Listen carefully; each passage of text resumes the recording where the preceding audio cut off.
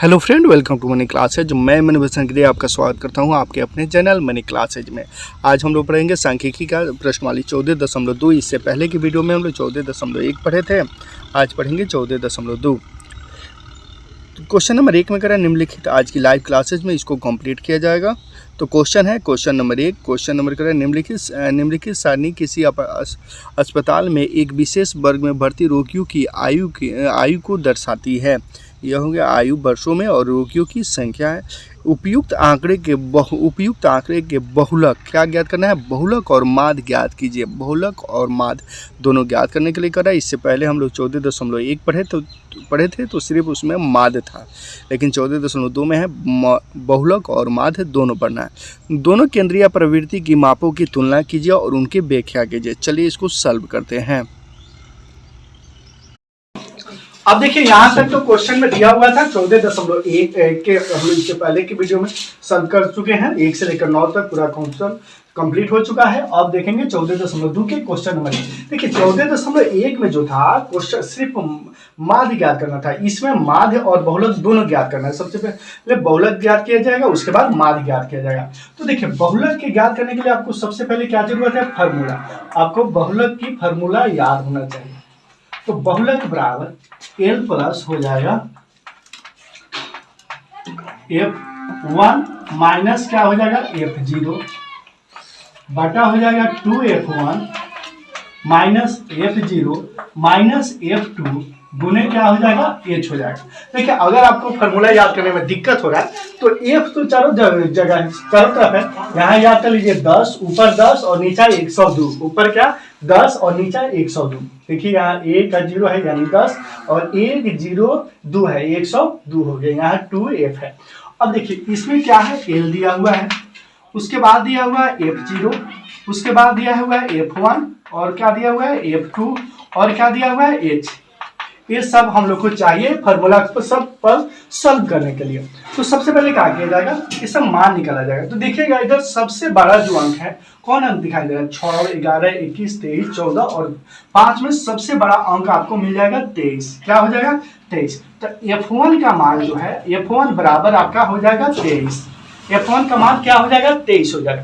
देखिए अब कह रहा है F0, तो F1 के जस्ट जो ऊपर अंक होता है, F1 के जस्ट ऊपर जो अंक होता है वो क्या हो जाता है? F0 हो जाता है। तो F1 के जस्ट क्या है? 21 है, तो 21 क्या हो जाएगा? F0 हो जाएगा। ये आपका F0 हो गया। उसके बाद F2 कर रहे थे। F1 के जस्ट नीचे जो अंक होगा वही आपका F2 हो जाएगा। तो F2 बराबर कितना हो जाएगा? 14 हो गया। तो देखिए ये हो गया F0, ये हो गया F1 और ये हो गया F2।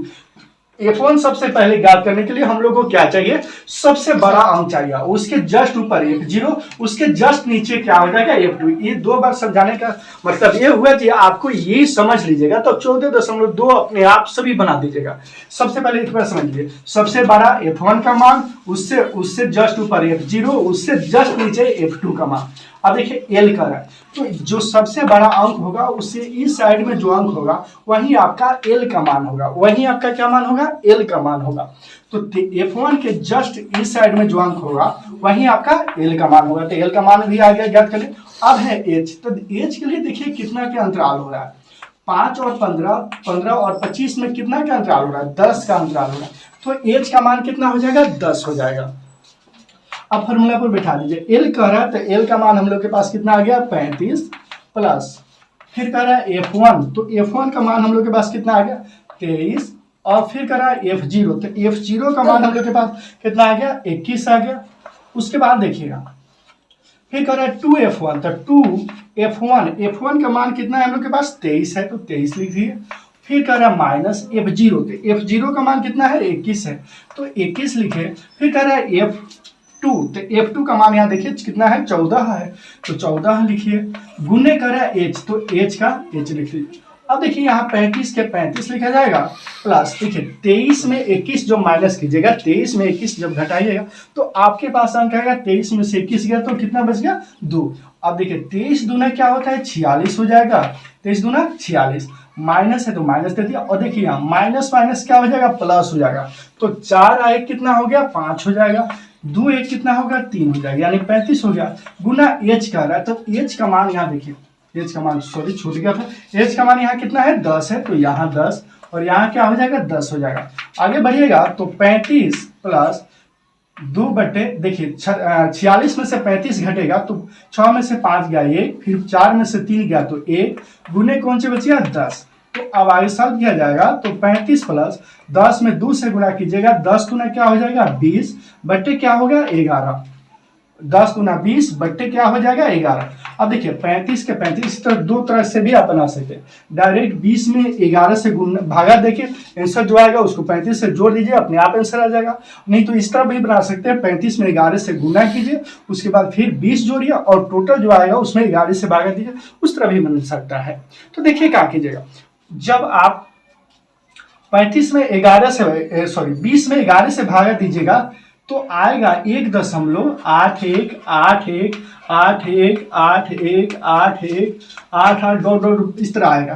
तो आपको क्या करना है, 35 से कितना हो जाएगा 36.18 को यहाँ पे रख दीजिए, दशमलव के बाद का अंक का कोई वैल्यू नहीं होता है, तो यहाँ आपका आ गया आंसर। किसका आंसर आ गया, तो बहुलक का। इसको स्क्रीनशॉट कर लीजिए, उसके बाद माध्य ज्ञात किया जाएगा। स्क्रीनशॉट कर लिए लोग। अब उसके बाद हम लोग बहुलक ज्ञात कर लिए, तो उसमें क्वेश्चन पढ़े थे तो हम लोग माध्य भी था, तब इसके बाद माध्य ज्ञात किया जाएगा। तो इसको इसमें खा दिया जाए और आप 14.1 के मेरा वीडियो देखे होंगे तो माध्य आपको ना आने का कोई सवाल ही नहीं है, अपने आप आ जाएगा, लेकिन इसको सॉल्व किया जाएगा। देखिए इसमें क्या जोड़ दीजिएगा, मध्य बिंदु। क्या जोड़ दीजिए, मध्य बिंदु। वही क्वेश्चन है उसमें जोड़ दीजिएगा मध्य बिंदु। क्वेश्चन सेम है किताब में जो दिया हुआ था, किताब में बस सोया हुआ था, इसको हम खड़ा कर दिया, बस इतना ही है। उसके बाद यहाँ आपका F1 हो जाएगा, Fi हो जाएगा और ये हो जाएगा xi। अब यहाँ पे लिख दीजिए Fi इंटू xi। हाँ चिन्ह कीजिए, चिन्ह कटोर खेल लीजिए थोड़ा सा। चलिए अब क्या कीजिएगा, मध्य बिंदु ज्ञात करने के लिए करा। तो मध्य बिंदु जब ये दोनों कैसे ज्ञात किया जाए, तो ये दोनों को जोड़ दीजिएगा। 15 हुआ और 5 को कितना होता है 20, 20 कर दिया कितना हो जाएगा 10 हो जाएगा, तो 10 हो गया मध्य बिंदु। फिर 15 और 25 है तो 25 30 और 5 25 में 5 जुड़ेगा 30 और 10 40 हो गया, 40 का दिया कितना हो जाएगा 20 हो जाएगा। और एक और चीज देखिए, अब कितना के अंतराल हो रहा है 10-10 का अंतराल हो रहा है, और तो इसमें अब जोड़ने घटाने का भी जरूरत नहीं है। 10-10 को बढ़ा दीजिए, 10 20 तो 30 तो 40 तो 50, बस 10-10 बढ़ा दिए लोग, इसमें कुछ नहीं करना। अब यहाँ पढ़िएगा देखिएगा तो Fi और xi यहाँ पे क्या छुपा रहता है, गुना छुपा रहता है। तो Fi कौन है, क्या है Fi ये है और xi ये है, तो इसमें और इसमें क्या किया जाएगा, गुना कर दिया जाएगा। तो 10 में 6 से गुना कीजिएगा, 10 से कितना हो जाएगा 60 हो जाएगा। फिर 20 में 11 से जब गुना कीजिएगा, 20 में 11 से जब गुना कीजिएगा तो आपका आएगा 220। कितना आ जाएगा 220। फिर 30 में 21 से जब गुना कीजिएगा, 30 में 21 से जब गुना कीजिएगा तो आ जाएगा 630। कितना आ जाएगा 630। 40 में फिर कितने से गुना कीजिएगा 23 से, 40 में जब 23 से गुना कीजिएगा तो आएगा 920। क्या आ जाएगा 920। फिर 50 में 14 से गुना कीजिएगा, गुना कीजिएगा तो सेम ऐसा ही आएगा, आप गुना करके देख सकते हैं, सेम टू सेम यही आएगा। और देखिए 50 में फिर 14 से गुना किया जाएगा तो 700 हो जाएगा। क्या हो जाएगा 700 हो जाएगा। फिर देखिए 60 में 5 से गुना किया तो 6 5 कितना होता है 30, यानी 300 आ जाएगा। यहाँ तक कोई दिक्कत। चलिए इसके बाद इसको क्या कर दीजिए, यहाँ गुना कर चिन्ह खींच दीजिए, यहाँ चिन्ह खींच दीजिए, यहाँ चिन्ह, इसको कुछ नहीं करना, इसको लिख दीजिए सिग्मा Fi। तो टोटल जोड़िएगा, यहाँ F था तो इसलिए सिग्मा Fi लीजिए, टोटल जोड़िएगा तो आ जाएगा 80। आप जोड़ सकते हैं 80 ही आएगा। अब देखिए यहाँ इसको कुछ नहीं करना है, यहाँ क्या है Fi और xi, तो सिग्मा Fi और xi बराबर आपको टोटल जब जोड़िएगा तो 2830 आना चाहिए। 2830 आप जोड़ सकते हैं, इतना टोटल जोड़िएगा तो 2800 क्या आ जाएगा 30 आ जाएगा। अब माध्य क्या होता है, माध्य का फॉर्मूला, माध्य बराबर सिग्मा Fi और xi बटे सिग्मा Fi। तो सिग्मा Fi xi का मान कितना आया 2830 बटे सिग्मा का f का मान आया है 80। अब इसमें भागा दीजिएगा, 2830 में जब 80 से भागा दीजिएगा, 2830 में 80 से भागा दीजिएगा तो आएगा 35 35.375 क्या आ जाएगा? 35.375 आपका आएगा। लेकिन देखिएगा तो आंसर इतना किताब में नहीं होगा, किताब का आंसर आपका होगा 35.37। 35.37 यह आपका हो गया माध्य, और इससे पहले वाला जो था आपका बहुलक था।